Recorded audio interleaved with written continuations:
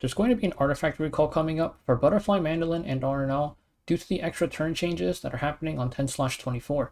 One big thing about artifact recalls is that you can recall an unlimited amount of times, so long as you have eligible artifacts left during the recall period. Because of this, you'll want to save any Butterfly Mandolins or RNLs that you currently have or manage to roll until the recall period starts. We can use the recall to get a ton of artifact charms and a bit of gold. The amount's going to depend on how many artifacts you have and, of course, your luck. A quick disclaimer, this info is based on the artifact recall for Timeless Anchor that happened on February 16th, 2023. It's been a while since then, but we haven't had any other 3-star recalls until now, and nothing in this stove post indicates that it works any differently than it did last time. You'll lose nothing for setting this up, so you definitely want to do at least that, but if you want to be extra safe, you can wait for us to test this before doing it yourself. I'll post a follow-up once the recall period starts confirming that this works. Also, a big thanks to Reki for telling me about this in the first place, since he did this during the Timeless Anchor recall and got a bunch of artifact EXP out of it, and he also provided me with some screenshots. So first, let's take a look at the stove post. Artifact charms will be reimbursed based on the EXP of the artifact, and gold will be calculated as gold used by the charms. So basically, this is the important part here. It gives it back based on EXP, but it just looks at the final EXP value, and then splits that up into epic, greater, and lesser charms. But when we enhance artifacts, we have flat bonuses from reputation missions and pets, and we also have good and great procs. So from the flat bonuses, and then also from the good great procs, you can get a bunch of extra EXP in the recall, because the recall will just look at the final value, and it won't look at the fact that you actually didn't spend that much EXP yourself. This is why we can use the recall to get all of these charms back, and get so much value every time you recall an artifact. One more big thing is that when they look at the EXP value of the artifact, they don't care whether or not it's past the EXP cap or not, because once you hit plus 30 on the artifact, you can't enhance it anymore. But if you hit a good or a great, you can go way past that cap value, and all of that EXP that's past the cap will also get refunded to you as well. Looking at the Timeless Anchor recall, in the stove post, they helpfully provided an image of the artifact recall screen. These 2 greater artifact charms and 6 epic artifact charms are the amount needed to plus 30 a 3-star artifact from plus 0. But you can see in these images here that more than that amount is being given back in the recall, and that is because of EXP going past the EXP cap. So this just shows that yes, you will get EXP even past the EXP cap, and a lot of this EXP being given back is more than the amount that was spent because of EXP bonuses.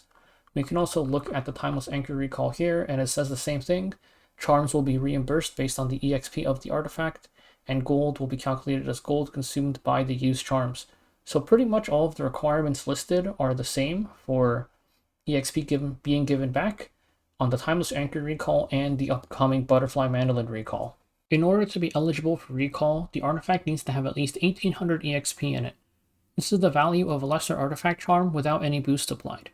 Also, any artifacts obtained from a recall cannot be recalled again because they have to be obtained prior to the 10/24 maintenance.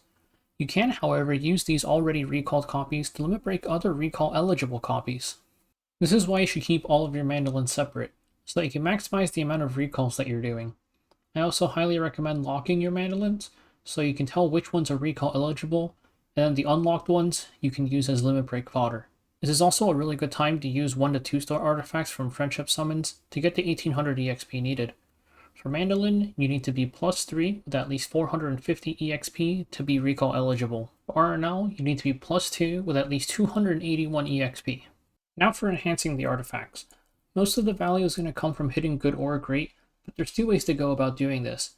Either enhance 1 charm at a time, or just max out the artifact instantly.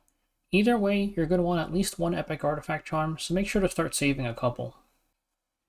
1 charm at a time has a lower expected value, but also much lower variance. This is because, since you're doing so many enhances, there's a good chance that you get some goods or greats, but the value isn't going to be as high because you're putting in much less EXP. If you only have a couple of mandolins, this is probably a good method, unless you want to gamble for big value.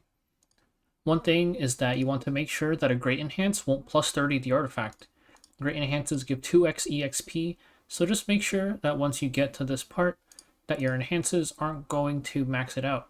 This is because once you get to the final enhance, you want to make sure that you're putting in as much EXP as possible so you can overcap and If you hit a good or a great, you'll get more value than you would normally get. So we're getting kind of close here. And at this point, one more good or great would get us to plus 30. So instead of doing that, we're going to do this, which gets us close, and then we'll put in one epic artifact charm. And if we do this,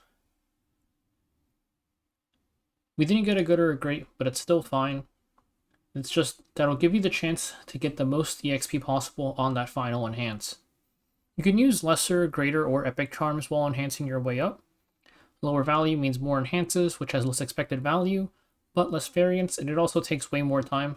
It's really up to you which one you prefer. Maxing out the artifact instantly can give massive returns, and in terms of expected value, it's the best method, but it also has much more variance. Since you're only enhancing once per artifact, you're really praying you hit a good or a great in order to get the big value spike. If you do manage to hit though, the returns are pretty insane, since good gives you 1.5 times EXP, and great gives you 2 times EXP.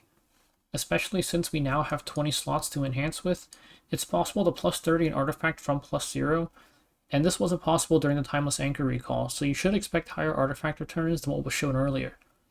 This plus 5 is because the EXP from getting a 3-star artifact to max limit break gets you to plus 5, so it'll be that plus whatever charms you put in. You do also want to make sure that you're overcapping on EXP. Here we're capped out, but we can remove this charm and put in lesser charms until we can't anymore, and then we can remove this last lesser charm and put in an epic artifact charm. One more thing is that since we have a bunch of extra slots, you don't have to use epic artifact charms. If you don't have that many, you can use greater charms and it's no big deal.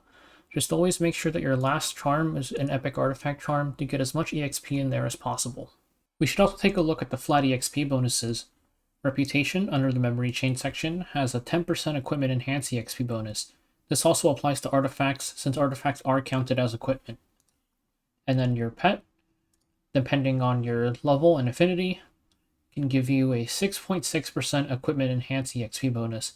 So that's 16.6% extra EXP total. Getting a mandolin to plus 30 will give you back 1 epic charm and 1 lesser charm, even if you never hit a good or great, assuming you have this max bonus of 16.6%. This value will be lower if you don't have the max bonuses, of course. For a plus 15 artifact, you'll get back 2.8 lesser charms, which rounds down to 2, but this will increase with each recall since you'll be able to start limit breaking them. I should also mention that your pet also has skills for good success chance and great success chance, and under the reputation missions, you can also find good chance here as well, and great chance. Now let's go over how to actually do this once the recall starts. Your first mandolin should be whichever your current highest limit break is. Like I mentioned earlier, if you don't have any high limit break ones, it's fine. Just start with plus 15, because you want to keep as many separate as possible to maximize the amount of recalls. So let's pretend you start with plus 15. You're going to max it out with overcapping as much EXP as you can, of course. And then you're going to recall it, and you'll get an ineligible copy for recall. So you're going to take that ineligible copy and fuse it into an eligible copy, which you can now plus 18 because it's 1 limit break. Then you'll max that out, recall it, and now you have 2 ineligible copies, which you can fuse into another one to get plus 21. Max that out, recall that, and you'll just continue until you hit plus 30. And then from here, you'll just keep on maxing it out, recalling it, and fusing it into the next one until you run out of mandolins. To summarize, just take your current highest limit break copy and max it out using a preferred method to start off with. Then you're going to recall it and use any ineligible copies you got from recalling to limit break the next one and max that out using a preferred method, and you just keep on doing 2 and 3 until you run out. If you have any RNLs, you should make sure to do it to those as well. And that's it. I'm starting this off myself with a single plus 24 RNL and 0 mandolins, so hopefully I manage to roll something before the recall period starts. I don't really have any banners to roll though, since my goal is already SSS, so it's not looking too hot for me. Hopefully it goes better on your end.